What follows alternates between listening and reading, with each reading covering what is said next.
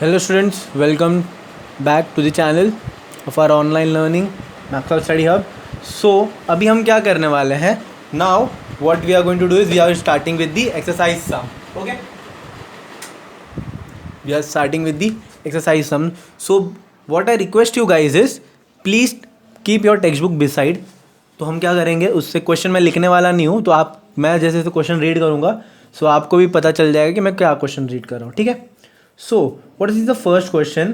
There is a figure which is given. Okay, there is a figure which is given 1 and 2. दो question है इसमें. पहले मैंने first वाला बता रहा हूँ. ठीक है. तो उसमें गिवन कंडीशन है. तो फर्स्ट में क्या हुआ है, आपको ईसी फाइंड आउट करना है. ये वाला जो पार्ट है, मान लो ये एक्स है, मुझे इसको फाइंड आउट करना है एंड मुझे ए डी फाइंड आउट करना है. वो दूसरा फिगर है, हम नेक्स्ट देखेंगे.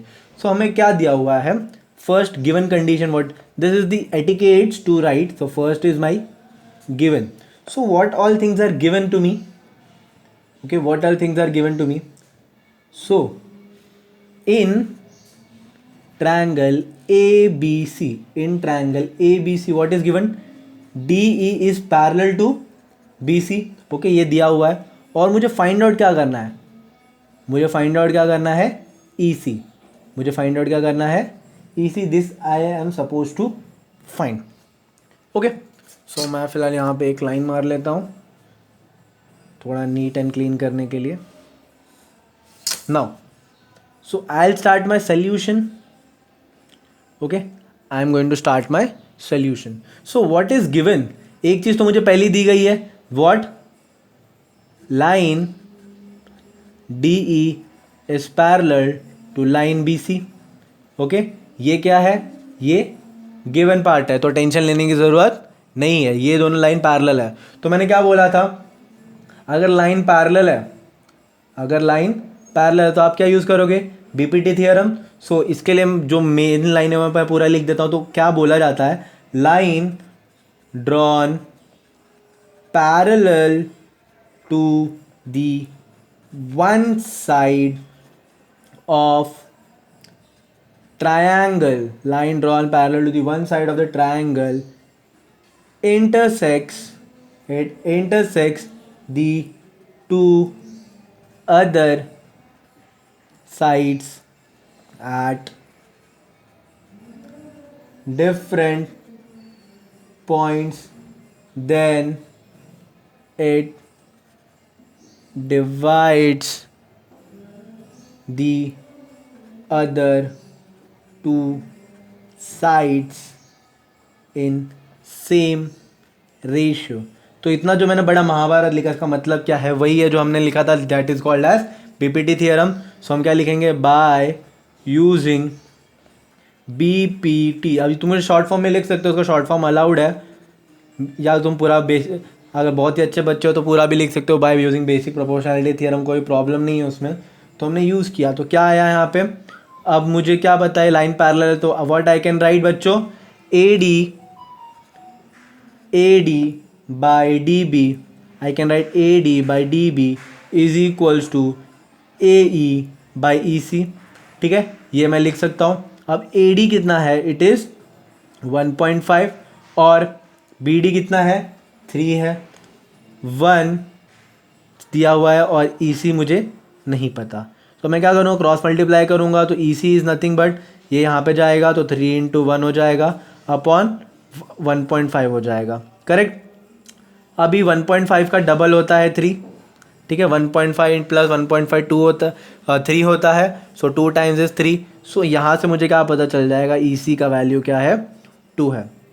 ठीक है, ई सी का वैल्यू कितना है, 2 है. मान लो तुम्हें ये MCQs में आता है, मान लो, क्योंकि अभी तुम्हें ये सेमेस्टर तो MCQ होने वाला है, तो कैसे करोगे. ओके. सो इतना महाभारत लिखने की ज़रूरत नहीं है, फटाफट 5 सेकंड में कैसे आंसर आएगा. ये क्या रेशियो, पहले ये रेशियो देखो कितना है, 1/2. ये 1/5 और 3 में डिफरेंस कितने का है, इनका रेशियो 1/2 है, मतलब 1:2 का रेशियो है.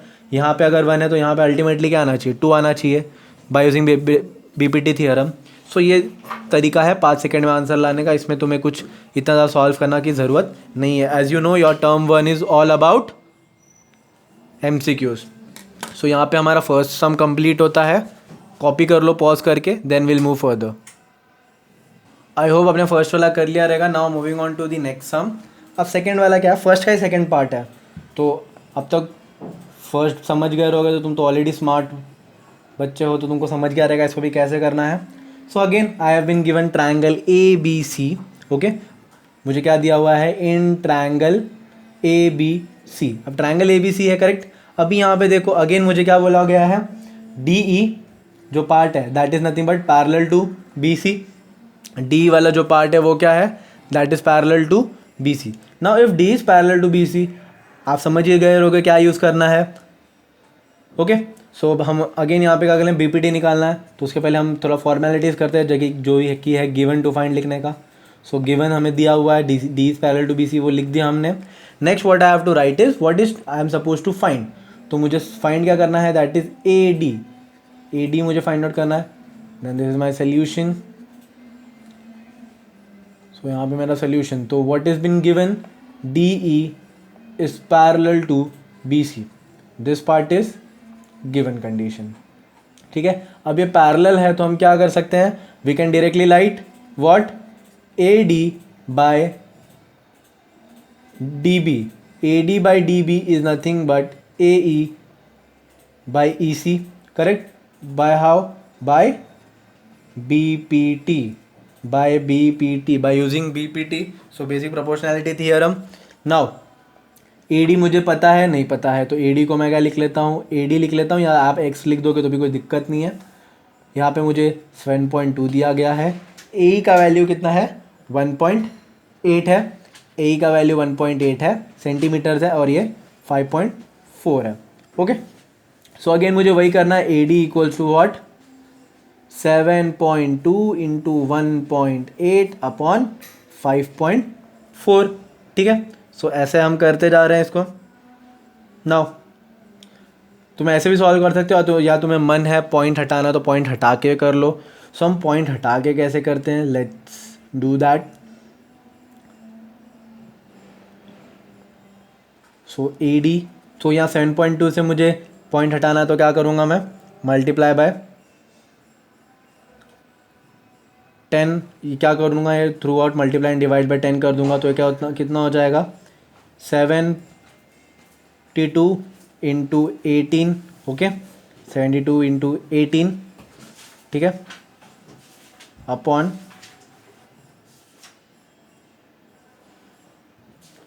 5.4 इंटू 100 इंटू 10 हो जाएगा, करेक्ट। क्योंकि इधर से पॉइंट हटाना है तो मल्टीप्लाई एंड डिवाइड बाय अगर मैं 10 करता हूँ, मुझे 100 करता हूँ, तो ही क्या होगा, या ऊपर के दोनों पॉइंट हटेंगे और नीचे एक ही पॉइंट हटाना है तो एक्स्ट्रा हो जाएगा। ओके, ना as you know 18 1 times 18, 18 3 times 54 होता है। अगर 18 का टेबल भी नहीं आता तो आप 6 से करो। 6 3 ज़ा 18, 6 9 ज़ा 54। ओके, एंड 3 1 ज़ा 3, 3 3 ज़ा 9। तो यहाँ पे ये कट हो जाएगा। वॉट एल्स, 3 1 ज़ा 3, 3 2 ज़ा 6, बचा कितना, कैरी 1, 3 4 ज़ा 12। ठीक है, सो अल्टीमेटली आंसर क्या आने वाला है, ए डी इक्वल्स टू, अभी 24 डिवाइड बाई 10 है, ये क्या, nothing but 24 divide by 10। 24 divide by 10 is nothing but 2.4 centimetre. So this is the value of A D जो मुझे मिला हुआ है। अब बच्चों ये था हमको जब अगर एग्ज़ाम में लिखना है।